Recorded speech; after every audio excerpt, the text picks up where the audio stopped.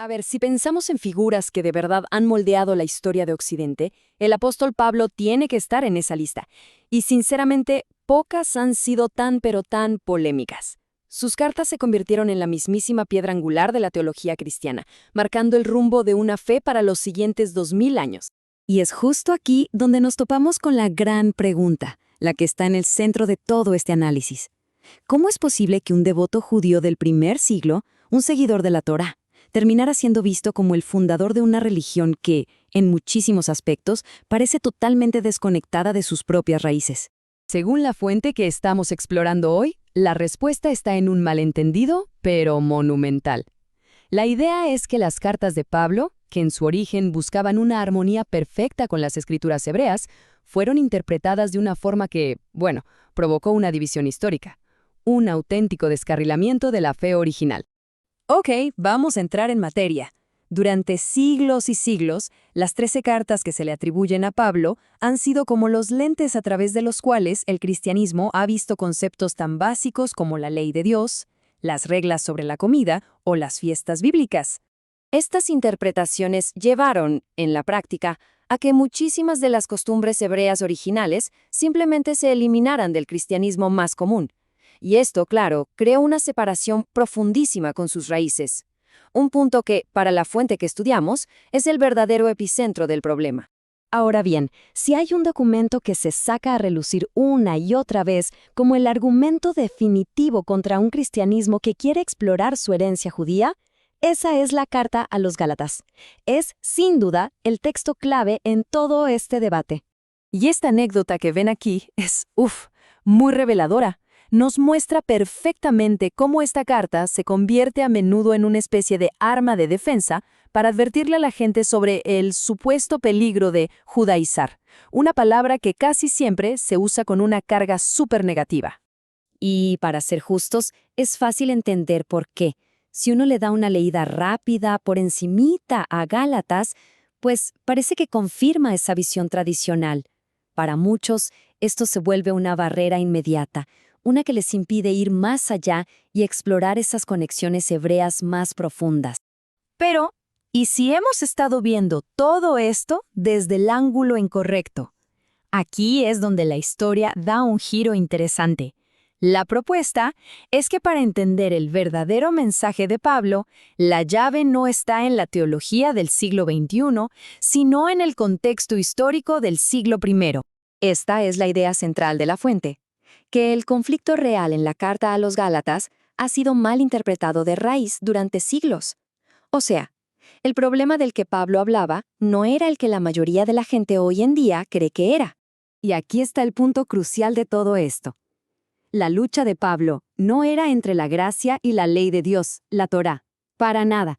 La lucha de verdad era entre el evangelio puro y las tradiciones legalistas que habían añadido los hombres. Un concepto que en esa época se conocía como las obras de la ley. Son dos cosas completamente diferentes. Es que es vital que entendamos bien el escenario.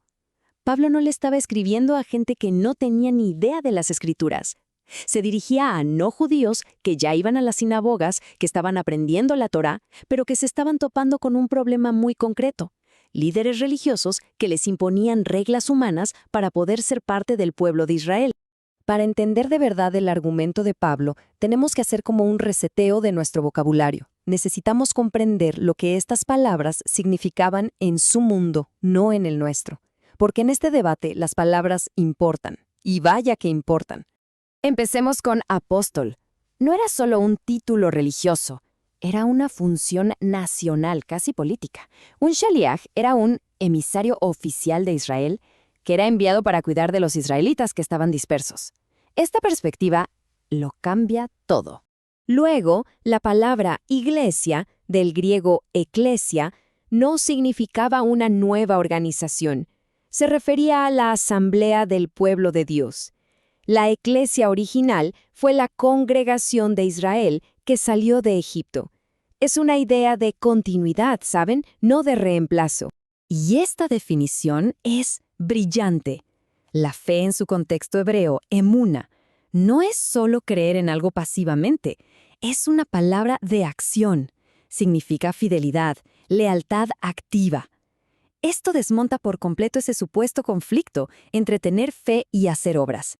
Aquí está la clave de todo el argumento. Miren, cuando Pablo se lanza en contra de las obras de la ley, él no está hablando de los mandamientos de Dios en la Torá. No, se está refiriendo a un término técnico de su época para todas esas reglas y rituales creados por hombres que se exigían para la conversión. Bien, entonces, con todas estas piezas en su lugar, la imagen de Pablo cambia por completo. Ya no parece un innovador que creó de la nada una nueva religión, sino más bien un restaurador que luchaba por la fe original. Su verdadera misión, entonces, la podemos resumir en estos 3 pasos. No se trataba de reemplazar a Israel, se trataba de restaurarlo, de encontrar a los descendientes dispersos y derribar las barreras humanas que les impedían regresar a su comunidad. Así que el punto crucial es este: la pasión de Pablo, su lucha, era para proteger la pureza del Evangelio de la distorsión humana. Y esto lo convierte en un defensor de la Torá, no en su enemigo. Estaba peleando para mantener el camino libre de obstáculos que Dios jamás puso ahí. Y todo esto nos deja con una pregunta fundamental. Si vemos a Pablo no como el arquitecto de una ruptura, sino como el constructor de un puente de restauración, eso nos obliga a reconsiderar casi 2 milenios de teología. ¿Qué muros que se han construido a lo largo de la historia, tal vez, nunca debieron existir? A ver, una pregunta para empezar. ¿Y si una de las figuras más influyentes del cristianismo, el apóstol Pablo, ha sido fundamentalmente mal interpretado por 2 milenios? Uf, es una pregunta fuerte. Fuerte, ¿verdad? ¿Y si la carta que se usa para definir la separación entre cristianismo y judaísmo fue escrita en realidad para todo lo contrario? Para evitar esa separación. Suena que le estamos dando la vuelta a todo. Exacto. Hoy vamos a analizar a fondo un material, un video, que propone justamente eso.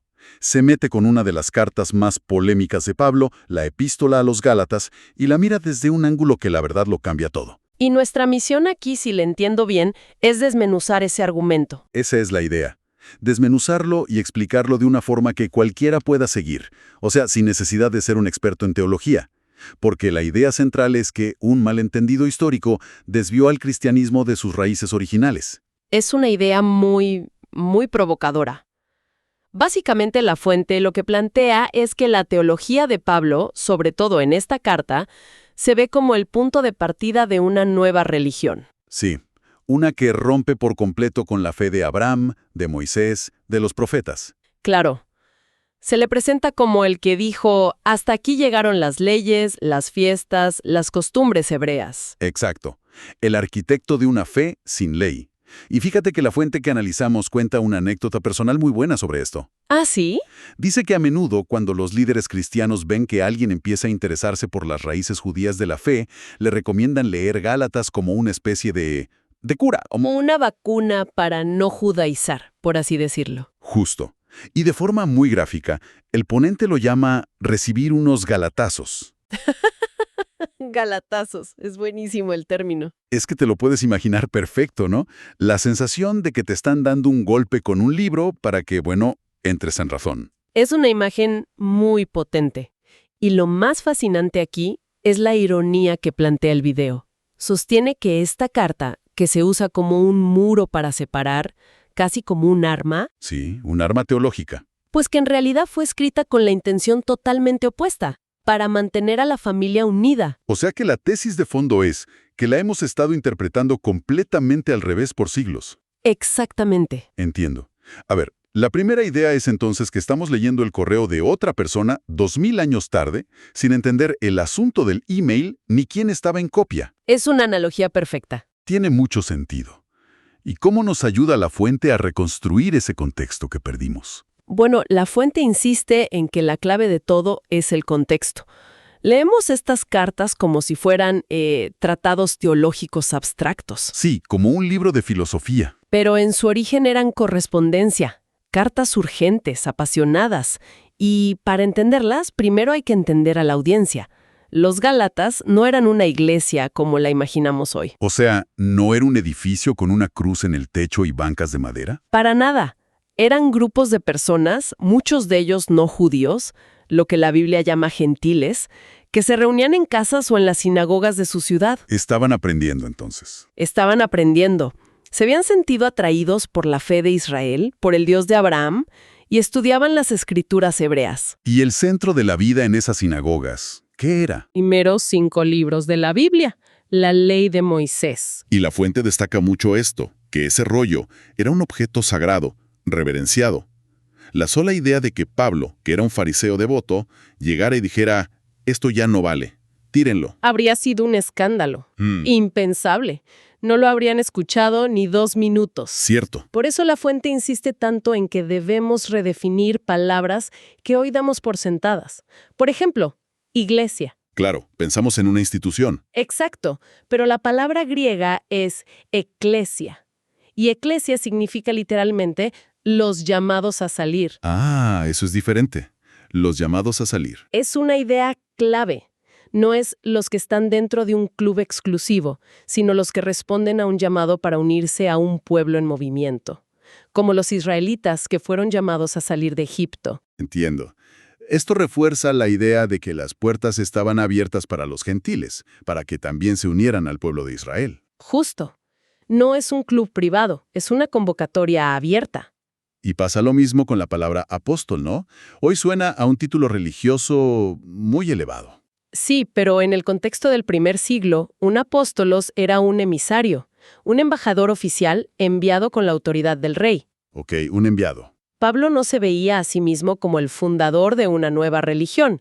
Se veía como un embajador del Mesías de Israel, enviado a las naciones para anunciarles que el rey había llegado y que ahora podían volver a casa, unirse al pueblo del pacto. Entonces, si conectamos todo, la petición es que nos quitemos 2000 años de conceptos religiosos de encima. Y que leamos la carta con los ojos de un gentil del primer siglo que asiste a una sinagoga en Galacia. Ok, si el contexto es tan diferente y las palabras significan otra cosa, siento que nos falta una pieza clave del rompecabezas. La fuente dice que hay una única llave para que todo encaje. ¿Cuál es? Aquí es donde el argumento se pone realmente preciso. La llave que propone el video es una distinción fundamental que, según dice, la teología tradicional ha pasado por alto. A ver. La pregunta es, cuando Pablo habla de la ley, ¿se refiere siempre a lo mismo? Supongo que la mayoría de la gente, yo incluido, asume que sí, que la ley son los mandamientos del Antiguo Testamento. Y ahí está el nudo del malentendido, según esta interpretación. El video diferencia entre dos conceptos que a menudo se confunden. ¿Cuáles son? Por un lado está la ley de Moisés, la Torá escrita, los mandamientos que Dios le dio a Israel en el Sinaí. Lo que está en la Biblia. Exacto. Y en el pensamiento hebreo esto nunca fue visto como una carga o una maldición. Todo lo contrario. Era una bendición, un regalo. El manual de instrucciones para la vida, digamos. Bien, esa es una parte. Pero si Pablo no se opone a eso, ¿a qué se opone? ¿Cuál es la otra categoría? La otra categoría es lo que él llama las obras de la ley. Las obras de la ley. Según esta interpretación, este término técnico no se refiere a obedecer la Torá escrita, sino a un cuerpo específico de tradiciones, interpretaciones y reglas añadidas por los hombres a lo largo de los siglos. O sea, la ley oral, la tradición rabínica. Justamente eso. Un momento, ¿podemos hacer esto un poco más concreto? Dame un ejemplo práctico de la diferencia entre la Torá escrita y estas obras de la ley. Claro, es una pregunta crucial. Pensemos en algo simple. La Torá escrita dice, santificarás el día de reposo. Es un mandamiento claro, directo. La ley oral, o las tradiciones, añade cientos de reglas específicas sobre qué constituye trabajo en ese día. No puedes encender un fuego, no puedes caminar más de cierta distancia, no puedes atar un nudo de cierta manera. Un montón de reglas humanas construidas alrededor del mandamiento original. Un edificio enorme de reglas. La fuente argumenta que Pablo no está discutiendo el mandamiento de descansar, sino este sistema humano que se había vuelto increíblemente pesado. Ah, ya veo. Así que la lucha de Pablo no era contra los mandamientos de Dios, sino contra un sistema religioso creado por hombres que se había puesto por encima de la palabra escrita. Exactamente. Y el video conecta esto directamente con las enseñanzas de Jesús, que a menudo debatía contra estas mismas tradiciones. Les decía a los líderes religiosos, Ustedes invalidan la palabra de Dios con su tradición. Pablo estaría continuando esa misma línea de argumentación entonces, no inventando algo nuevo. Esa es la tesis. Pero para muchos cristianos, esa distinción suena a una justificación para seguir obedeciendo leyes del Antiguo Testamento que creen que ya no aplican. ¿Cómo aborda la fuente esa objeción? Que seguro es la más común. La aborda de frente, y es una de las partes más brillantes del argumento. Tomemos una de las frases más polémicas de Pablo en Gálatas, que quienes dependen de las obras de la ley están bajo maldición. Que tradicionalmente se interpreta como que la ley de Dios es una maldición. Correcto. Pero la fuente nos pregunta, ¿a qué maldición se refiere Pablo? Y la respuesta que propone es sorprendente. No es una maldición nueva, es una maldición que está en la propia Torá, en Deuteronomio. ¿Cómo es eso? La Torá dice explícitamente, «Maldito el que no confirme las palabras de esta ley para cumplirlas». Y también advierte que nadie debe añadir ni quitar nada a los mandamientos escritos. Espera. Entonces, Pablo estaría diciendo que la maldición cae sobre quienes dependen de ese sistema de obras de la ley, porque ese sistema añadió cosas a la ley de Dios. Precisamente. No está maldiciendo la ley de Dios. Está diciendo que la verdadera maldición, según la propia Torá, es alterar la ley de Dios con tradiciones humanas. Eso es un giro de 180 grados. Entonces, la misma carta que se usa para decirle a la gente, no se preocupen por la Torá, ¿Sí? según esta visión, es Pablo usando la Torá para defender la Torá. ¿Lo entendí bien? Porque si es así, es una de las mayores ironías de la historia. Lo has entendido perfectamente. Es una especie de jiu-jitsu teológico. Pablo no ataca las escrituras, usa la autoridad de las escrituras para desmantelar un sistema humano que se ha puesto por encima. Es una defensa, no un ataque. Exacto. Y eso cambia la imagen de Pablo de un rebelde a un purista. Está diciendo, la maldición no es la ley de Dios. La maldición es lo que ustedes le han hecho a la ley de Dios. Vaya, con esa llave en la mano, volvamos a la carta a los Gálatas. Si la pelea no era entre gracia versus ley de Dios, ¿cuál era entonces el verdadero conflicto en esa comunidad? Con esta nueva luz, el conflicto se aclara muchísimo. El problema en Galacia no era si los nuevos creyentes debían obedecer a Dios. Aparentemente todos estaban de acuerdo en eso. ¿Cuál era el problema entonces? El problema era que ciertos grupos, probablemente de la facción farisea más estricta, llegaron después de Pablo e insistían en que los gentiles, para ser considerados verdaderamente parte del pueblo, debían someterse a todo el sistema de tradiciones rabínicas. Y el punto de fricción principal parece ser la circuncisión. Se menciona todo el tiempo. Sí, pero es crucial entender que no se trataba solo del acto físico, que está en la Torá como señal del pacto. Se trataba de un rito de conversión específico, controlado por estas autoridades, que incluía someterse a todo el cuerpo de la ley oral. Era un paquete completo. Un paquete completo. Y para Pablo, forzar a los gentiles a pasar por ese rito era una forma de esclavitud. Su argumento, según la fuente, era: estos gentiles ya son parte del pueblo de Israel, por su fe, por su fidelidad al Mesías. No necesitaban nada más. Que ni los judíos de nacimiento podían cumplir a la perfección, era un paso atrás. Era negar el poder del Mesías para incluirlos directamente. Y la fuente conecta esto con la famosa historia del enfrentamiento entre Pablo y Pedro en Antioquía, ¿verdad? Ese siempre me ha parecido un momento muy tenso del Nuevo Testamento. Correcto. Y es el ejemplo perfecto de este conflicto en acción. La historia cuenta que Pedro en Antioquía comía tranquilamente con los creyentes gentiles. Compartía la mesa con ellos. O sea, estaba rompiendo las reglas rabínicas de separación que prohibían a un judío comer con un no judío. Exacto. En la práctica, Pedro estaba de acuerdo con Pablo. Pero algo cambia. El drama comienza cuando llegan unos hombres de parte de Santiago, desde Jerusalén, líderes más tradicionalistas, y de repente Pedro se asusta, siente la presión social. Y se aparta de los gentiles. Se aparta, deja de comer con ellos, y otros creyentes judíos siguen su ejemplo. Puedo imaginar la escena, la tensión en la sala. Y es ahí cuando Pablo lo confronta públicamente. Sí, lo acusa de hipocresía delante de todos. Le dice, en esencia, si tú que eres judío vives como un gentil y no bajo todas estas reglas humanas, ¿por qué intentas forzar a los gentiles a llevar un yugo que ni tú mismo cargas? El conflicto no era sobre la ley de Dios. Para nada. Era sobre la imposición de tradiciones humanas como requisito para la salvación o, más importante, para la pertenencia al pueblo de Dios. Pablo vio que esa hipocresía estaba destruyendo la unidad de la comunidad. En resumen, esta perspectiva replantea completamente la figura de Pablo. No lo presenta como el inventor de una nueva religión, separada del judaísmo. No, para nada, sino como un reformador que intentaba derribar las barreras humanas para que más gente, los gentiles, pudieran volver a la palabra de Dios tal como la enseñó y vivió el Mesías. Exactamente.